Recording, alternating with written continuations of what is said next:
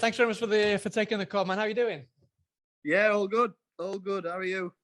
I'm good. You must be buzzing with the feedback on the new single now. It's going really well now. Sorry. Yeah, it seems to be going out really well. Everyone's buzzing over it. Yeah. It does feel like a very different track in the sense. Your brother, he's been really kind of out there saying it's a really dancey track, and I really don't care if people think it's a dancey track. Was that something that you it's kind of set out to? I mean, it very much so because of your drumming, I think, kind of really gives it that dancey feel. Was that something you specifically kind of set out to do, or did that just kind of fall into place? Yeah, we made a conscious effort, to be fair, to like, when you work on different tunes and that, we're not one of them bands to like try and pigeonhole it. We just thought it suited that track, and we just thought, let's run with it, and we thought we'll make it as dancey as we can. It sounded like a dancey tune, and we thought, why not just go down that lane with it? So we went down it, and we're all like, even like once we got like the skeleton down at tune, we just thought, right, let's put some synths on it, some 80s, 90s synths on it, and make it, just take it a little bit further, because we're on his third album now, and we're probably allowed to experiment a little bit. So we just thought, let's run with it. We're buzzing though. Everyone seems to be digging it. So yeah. But I mean, you said you're on your third album, but in a roundabout way, it's almost kind of like your first album in the sense that, I mean, obviously everyone's having to kind of adapt and kind of reinvent themselves now because of COVID. No, not just recording, but live and everything. No, so I mean, aside from that, two members dropped out, and you've got two brand new guitarists and a brand new bass player. How have you adapted to that and adapted to COVID at the same time? I don't know. We've been thrown into it, to be fair, but it's worked out better than ever. Like at one point, there were just me and Kieran, and we were discussing like going down to record album on his own. All right. Like we were literally like, let's just should we go down and record album? It wouldn't have been very good, like, because I'd have been playing drums and he'd been doing everything else.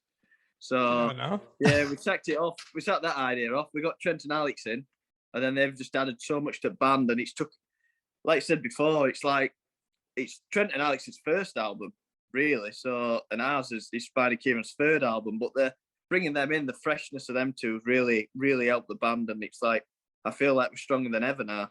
And I mean, when they first came on board, how did they get involved, and then what did they bring to the band to give it? Because I mean, the new songs, obviously the voice, because of the vocals and your drumming, it does sound very kind of reminiscent of what you've played before. But there's definitely something new there. What would you say specifically that the two of them brought?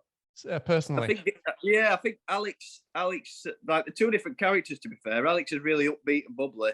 Like they're both great guys, and Trent's a bit more reserved and a lot quiet. But Trent's got a keen ear for music, and he picks stuff out. He's one of them guys where you'll look at him in studio and think, "Is that right?" Like, and he'll know straight away if something's a little bit off or whatever. Or if we discussed something and then went in and tried to do it and it weren't right, he'd be like, "No, that's not it."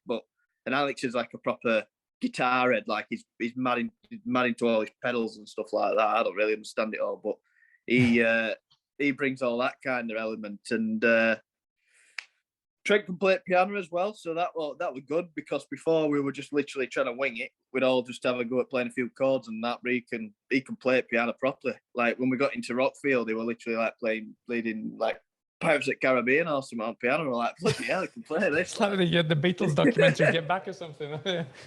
Yeah, but like it was a bit mad, because at that point, me and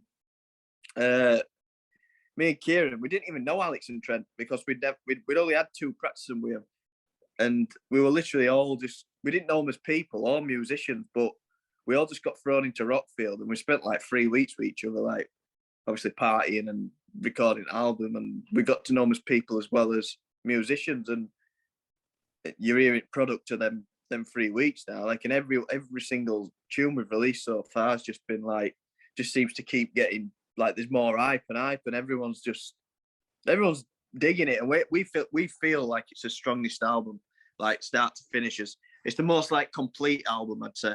Like we're over the moon with it, to be honest. I don't think we couldn't have produced a better album, and especially with circumstances, I think it might have played into his favour, because it was like, we've got to make this work, but it didn't feel like we were trying hard to make it work. it just flowed Kind of fell naturally, into and place now, yeah. everything just fell into place. Like I say, it was just it was a good experience. Like I think all of us, when we look back on them, how it's all come about, and that we'll all look at it and think, yeah, that was a good 3 weeks. That enjoyed it, and that album like literally signifies all of that. And how much of the album is actually you two, the brothers, and how much I mean, was anything actually down on paper, or kind of any demos recorded before you got the other two guys involved? Kieran, oh, this has always been the process. Kieran always writes the basis of the tune, like the tune, the melody, and the lyrics on an acoustic guitar, and then he'll bring it to a practice, and we'll all smash it out. Then we'll just we'll thrash it out in the practice. It'll change loads. Kieran will play a bit of his garage band demos or whatever it is, and we'll be like, "Oh, I think it should sound like that." It always changes, and then it gets its studio and it changes again. It's like it's very rare a tune don't change. There might be a couple of exceptions, but everyone puts their own little bit in, and like Alex will come up with his riffs, I'll come up with a different drum pattern of what I think, and we'll all just think, "Oh yeah, that sounds good," or "That doesn't sound good." Same with Trent. He'll get the basic, like Kieran will be like, "Oh, I think it should go like this," and he'll do it, and then he'll change it a little bit, and yeah, it's all like it's a good working environment, and we all just that's how it works. And like I said, Alex brings his own little riffs and little things, and same with Trent. I think the hardest thing we had to adapt was before Alex and Trent didn't sing, and obviously before the other two lads were they'd done it for years doing backing vocals and that, but now they've practiced like we're tight, that they can sing and they can they've slotted in very well. I think it's been the smoothest transaction we could have wished for, to be fair, bearing the circumstances of not being able to meet people and stuff. And yeah, I think it's happened for a reason, and it's all worked out well. So we're all over the moon, and we're all flying over here. And what about? I mean, you mentioned that the kind of the process. Were all the songs written once COVID had set in, or were they written beforehand? Because I imagine, like you said before, I imagine that plays a big part, not just kind of on what happens and how you got to adapt, but the way that maybe you write the lyrics and the type of music that you write, because you kind of in four walls now. Was that something that you found really kind of affected the way that you started to write music and the type of lyrics you came up with? No, I think our Kieran did write some songs over the lockdown period. I think "Falling" were one of them. Not "Falling." What's the were it? City Lights. I don't think it was "Falling." Oh, "End of the Earth." He wrote "End of the Earth." It's not on the album, but it was single in between. And he wrote that in lockdown, and then he had the basis of most songs. To be fair, like he's always finishing lyrics off and stuff at studio anyway. But like we'd never go into a recording session with no idea, or that's not a song. Like there's always a song. It's just like tidying ends up. Like that's what we tend to do at studio, because everyone's a lot more creative, and obviously you can lean on producer a little bit and say, "What do you think?" And it's nice to get fresh ears on stuff. And yeah, just like I said, most of the tunes, I'd say 90%, 95% of the tunes were done before we went in there.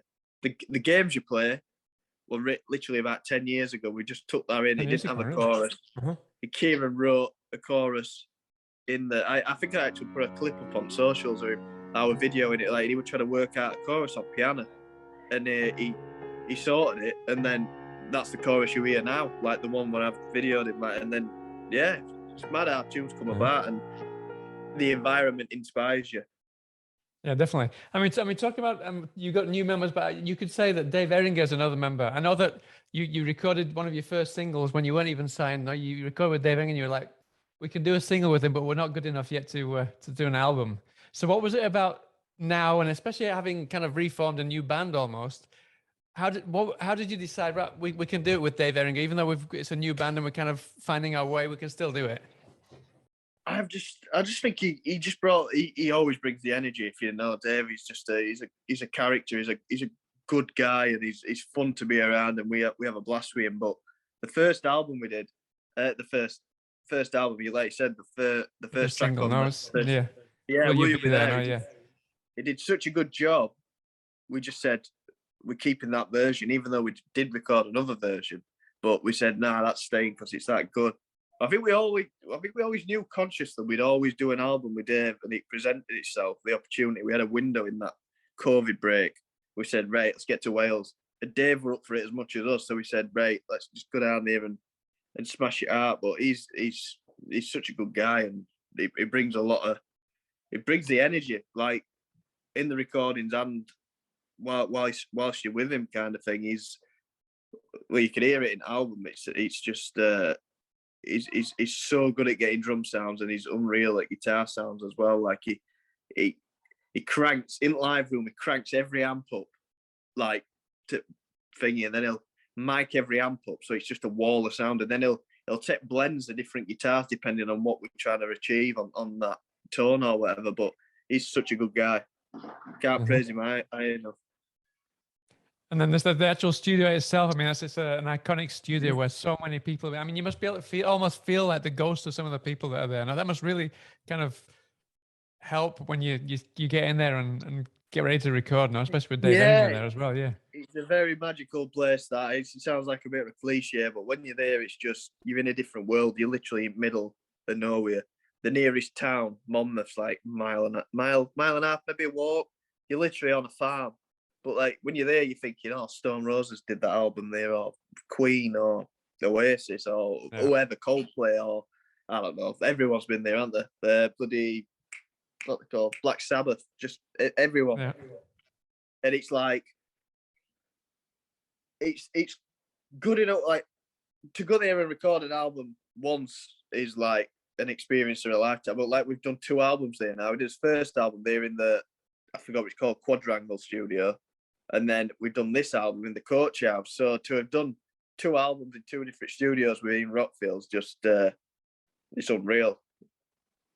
Just and I mean, obviously, with the album coming out next week, which has been put back quite a while because of everything that's going on, how's the return to live gigs been so far? I mean, you've managed to do a few, but it's still tricky at the moment. But how was it the kind of the first gig that the first proper gig that you got back to do? How did that go down?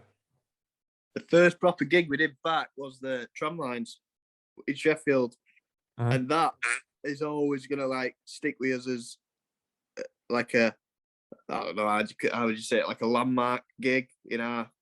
If you look back on Sherlock's career in years to come, that'll be like such a significant moment because it were like obviously Trent and Alex's first gig with us.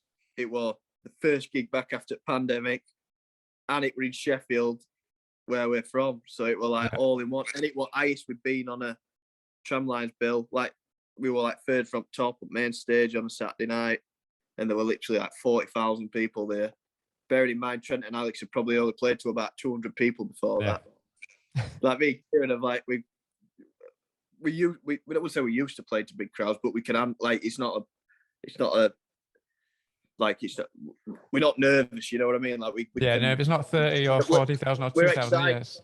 We're excited. So for Trent and Alex, like obviously they'll be nervous anyway because it's the first gig with us. But the added fact that there's like 40,000 people out there waiting for them, they're thinking, oh my god. And about how was it for them? What did they say? What was the first thing they said when they got off? I don't know. I think they were just all buzzing. I think they were just literally like, "Oh, nice one, lads!" Like I think they were just high on adrenaline, and I think they thought that like they've ticked that off the list, kind of thing. Like, bang, that's a big crowd. That's probably the biggest crowd they'll play to for some time. So they got the biggest one out of the way. Yeah, so, I mean, talking of big crowds. I was reading also that you're really kind of keen to get back on the road, but to do smaller, more intimate gigs, because if it's not for the smaller places, then yourselves and a lot of other bands, they wouldn't be here, and they're just having a really hard time. So what kind of plans have you got for the imminent future in terms of gigs? Because I know you've got a lot of decent support groups as well, like the Royston Club and the Cover Sets are great bands. Yeah, we did a Save Our Independent Venues tour back end of last year. We were just like, we can't tour at big venues. We've just been in a pandemic. All these little venues we keep seeing these petitions coming up on Twitter, like save, like, I don't know, like all these venues. And we were like, well, we've got 2 new lads in band. We'll give them a run out, and we'll go back into small venues and just pump a bit of money back in. And it's nice to get back in them smaller venues because you're this close to the crowd and you can have a conversation with them after gig or before gig, and it's like it's real and everyone appreciates it. And we love all that aspect to it, like getting in amongst crowd and just chatting. Like, it's good to hear people's stories. Like, you chat to some people like, I heard your band. I always ask them, how did you hear his band, or what's your favourite song? Or they'll tell you their story. So it's nice to connect with the fans in a real conversation. Over Twitter or whatever. Yeah, definitely. So we really enjoyed that tour. I think it's something we're going to keep doing as well. Maybe not, like obviously we can't do it all the time, but if you want us to do a few gigs every year to help the smaller venues. Brilliant. Well, thank you so much for your time. I don't want to keep you any longer because I know it's a good day. You got your single out, so you want to get out and celebrate. No, so thanks very much for your time. I wish you the best of luck with the single. I wish you the best of luck with the album next week, and hopefully I get to catch up with you guys at a gig sometime soon. Maybe